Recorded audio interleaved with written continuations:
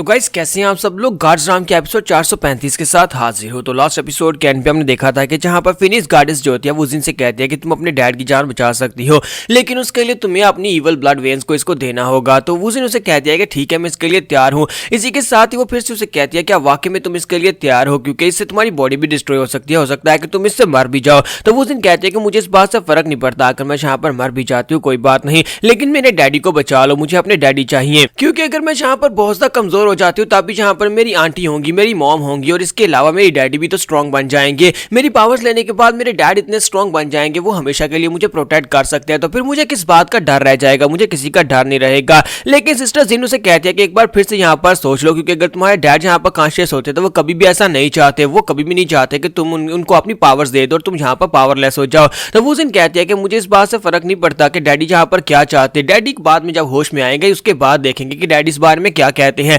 लेकिन फिलहाल के लिए तो डैडी को बचाना बहुत ज्यादा जरूरी है।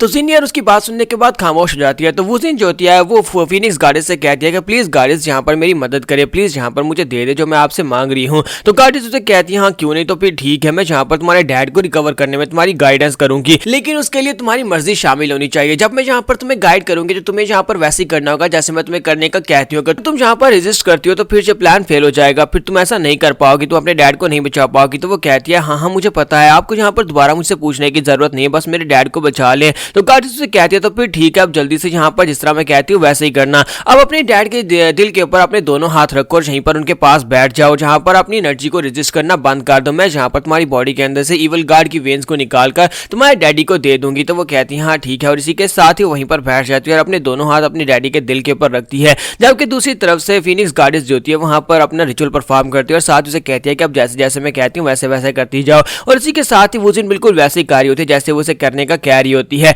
जिनियन अभी भी उसे कह रही होती है कि प्लीज ऐसा मत करो, तुम्हारे डैड ऐसा नहीं चाहते, लेकिन इसी के साथ ही दिखाते हैं कि वो जिन की बॉडी के अंदर से इविल गार्ड की पावर्स निकलती हैं, वो एक भीड़ की शक्ल में निकलती हैं, और इसी के साथ ही फिनिक्स गार्डियंस जो होती है उन पावर्स को जुंची की बॉडी के अंदर डाल देती है। जब वो उन पावर्स को जुंची की बॉडी के अंदर डाल देती है तो थोड़ी देर के लिए वहां पर कुछ भी नहीं होता, और इसी के साथ ही वो लोग हैरान होते हैं कि यहाँ पर कुछ हुआ क्यों नहीं। तो वुजिन और जिनियर दोनों वहां पर काफी ज्यादा घबरा जाती है। वुजिन कहती है डैडी डैडी प्लीज उठ जाओ ना, जबकि जिनियर उसे कह रही है कि सेवियर ब्रदर तुम्हें क्या हो गया, तुम उठ क्यों नहीं रहे। लेकिन इसी के साथ ही दिखाते हैं कि हमारी जुंची की बॉडी चमकना शुरू होती है, उसके अंदर से ग्रीन कलर की रोशनी निकलती है और वहां पर से ग्रीन कलर का बीड निकलता है। तो ये ग्रीन कलर का बीड जो होता है ये वुड स्पिरिट ऑर्ब होता है। तो ये देखकर फिनिक्स गार्डियंस भी काफी हैरान होती है और कहती है कि ये क्या, ये तो गॉड ऑफ क्रिएशन यानी कि गॉड ऑफ लाइफ जो थी ये उसका बीड है, इसके पास यहाँ पर गॉड ऑफ लाइफ का बीड क्या कर रहा है। और इसी के साथ ही हमारी जुंची की बॉडी के अंदर जो होल होता है वो होल वहां पर अपने आप फिल हो जाता है, यानी कि उसके साथ से हीलिंग एबिलिटीज मिलती हैं, जिसके साथ उसकी बॉडी के अंदर जो होल होता है वो फिल हो जाता है। ये देखकर गार्डियंस और भी ज्यादा हैरान होती है और कहती है लगता है कि ये भी किस्मत का एक हिस्सा है। जुंची के पास यहाँ पर एक गार्ड की पावर्स नहीं थी, बल्कि इसके पास दो दो गार्ड्स की पावर्स थी, इसके पास गॉड ऑफ लाइफ की पावर्स भी थी। इसी के साथ ही बाहर का सीन दिखाते हैं कि सिस्टर जुएट जो होती है उन लोगों से पूछ रही होती है कि क्या हुआ, तुम लोग मुझसे बात क्यों नहीं कर रहे हैं, अंदर क्या चल रहा है, लेकिन उनसे आगे से कोई जवाब नहीं दे रहे होते। और इसी के साथ ही किंगरू को दिखाता है कि वो फिर से बाहर निकल आती है, वो पानी के अंदर से गिरी थी तो वो वहां से निकलती है और कहती है कि आज तो मैं यहाँ पर तुम्हें बिल्कुल भी नहीं छोड़ूंगी, तुमने मुझे मारने की कोशिश की है। और इसी के साथ ही हमारी जुएट उसे कहती है कि तुम फिर से फाइट करना चाहती हो, पहली बार फाइट करके तुम्हें सुकून नहीं मिला। तो इसी के साथ किंगरू वहीं पर अपना मैसेज छोड़ती है और कहती है कि मास्टर आपकी डिसाइपल के ऊपर एक बहुत ही कमीनी लड़की ने अटैक कर दिया है, प्लीज जल्दी से यहाँ पर आ जाएं और आकर मुझे बचा लें। वो उसे कहती है कि अब मैंने अपने मास्टर को मैसेज भिजवा दिया है, बहुत ही जल्दी तुम्हें यहाँ पर पता चल जाएगा कि यहाँ पर तुम्हारे साथ क्या होने वाला है। तो जुएर उसे कहती है लेकिन उससे पहले यहाँ पर मैं तुम्हें मार डालूंगी, मैं क्यों ना मैं तुम्हें यहाँ पर मार का हाथ काट डालूं और तुम्हारे मास्टर को यहाँ पर आकर कुछ भी नहीं मिलेगा। और इसी के साथ ही जुएर जो होती है अपने फायर को रिलीज करती है और उसके ऊपर अटैक करने के लिए रेडी हो जाती है, जबकि किंगरू बेचारी घबरा जाती है और वहां से भागने की कोशिश करती है। तो हमारी जुएर उसे कहते हैं कि नहीं तुम यहाँ से भागकर नहीं जा पाओगे, और बड़ी तेजी के साथ हमारी जुएर जो होती है अपने फिनिक्स को उसके पीछे लगा देती है और उसका फायर का फिनिक्स जो होता है जाकर उसके साथ टकराता है। तो किंगरू फिर से पानी के अंदर गिर जाती है। तो इस बार पानी के अंदर गिरने के बाद वो फिर से बाहर निकलती है और माफी की भीख मांगना शुरू कर देती है और उसे कहती है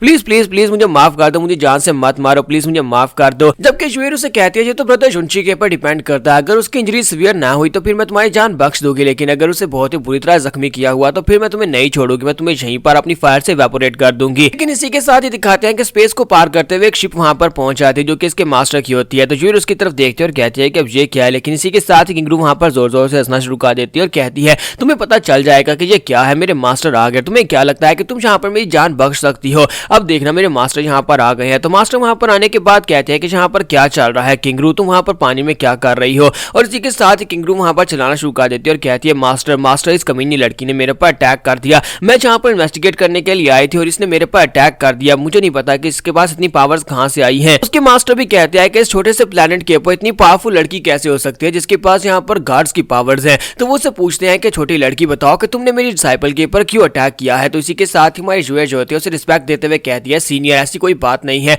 इसने आकर मेरी फैमिली के ऊपर अटैक किया, मेरे ब्रदर को इसने जख्मी कर दिया जिसकी वजह से मुझे इसके ऊपर अटैक करना पड़ा। सुनने के बाद किंगरू जो होती है वो फिर से चिल्लाकर कहती है कि नहीं मास्टर ऐसा कुछ भी नहीं है, ये झूठ बोल रही है, इसने मेरे पर अटैक किया, इसने पहले मेरे पर अटैक किया है। आपको यहाँ पर इस कमीनी लड़की को सबक सिखाना होगा। इस कमीनी लड़की ने मेरे पर अटैक किया और अगर आप चाहते हैं कि मैं रात के वक्त आपको अच्छे से सर्व करूं तो फिर आपको यहाँ पर इस लड़की को सबक सिखाना ही होगा, आपको मेरे लिए ये करना होगा। तो यहाँ पर हमारी एपिसोड 435 का एंड हो जाता है। तो एपिसोड की एक्सप्लेनेशन अच्छी लगी हो तो कमेंट करके जरूर बताइएगा, वीडियो को लाइक करना मत भूलिएगा। Thank you.